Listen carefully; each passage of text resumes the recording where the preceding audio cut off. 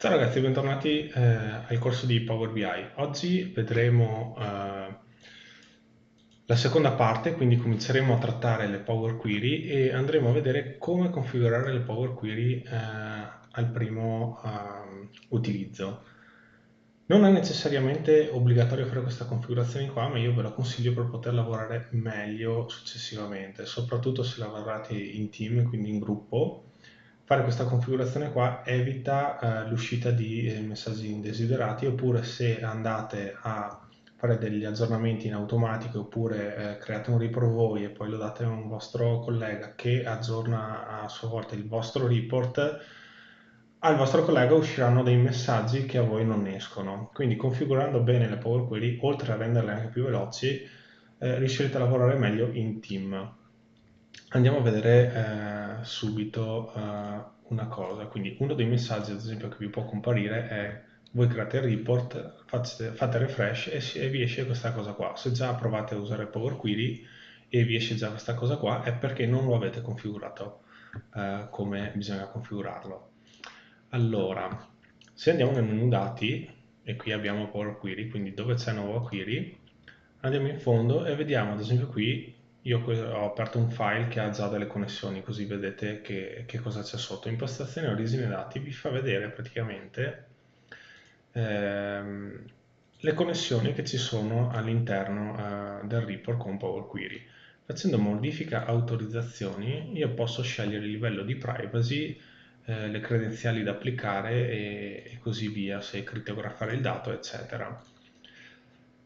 Tendenzialmente questa cosa qua, facendo le impostazioni che adesso vi mostrerò, saranno comuni ai vostri colleghi.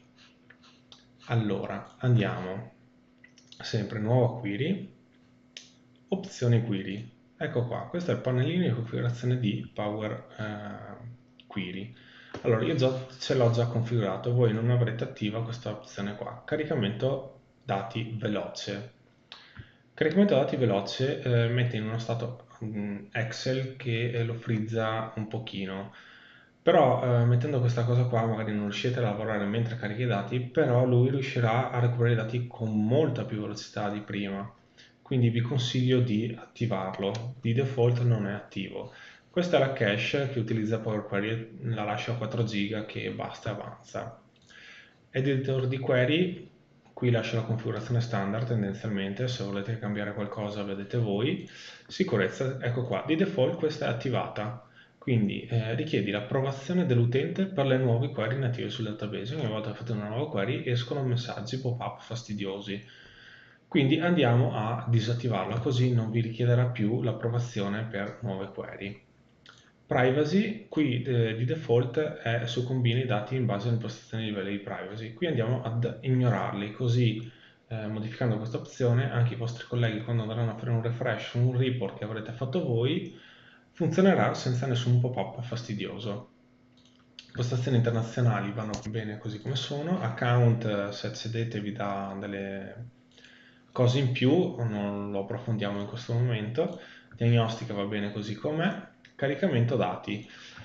Allora, io vi consiglio di disattivare questa voce: crea le relazioni tra le tabelle durante l'aggiunta al modello di dati per la prima volta. Significa che se noi importiamo in Power Query più di una tabella, se lui riconosce che i campi sono simili tra loro e va bene legarli, lui crea un collegamento automatico. Io li disattivo, così scelgo io, quando ho importato i dati, cosa fare. Impostazioni internazionali lasciamo sempre così com'è. Privacy, se non lo fosse già su ignora, mettete ignora. Diamo un ok e abbiamo configurato Power Query e possiamo iniziare a lavorare tranquilli e sereni, senza messaggi strani che escono. Bene, è tutto. La prossima lezione andremo a vedere, entreremo un po' più nel vivo, andremo a vedere come collegare i nostri primi dati all'interno del motore Power Query, quindi un CSV, una tabella da un access, un DBC e un SQL. Bene ragazzi, se vi è piaciuto il video fate un like, condividete come sempre e ci vediamo alla prossima lezione. Ciao a tutti!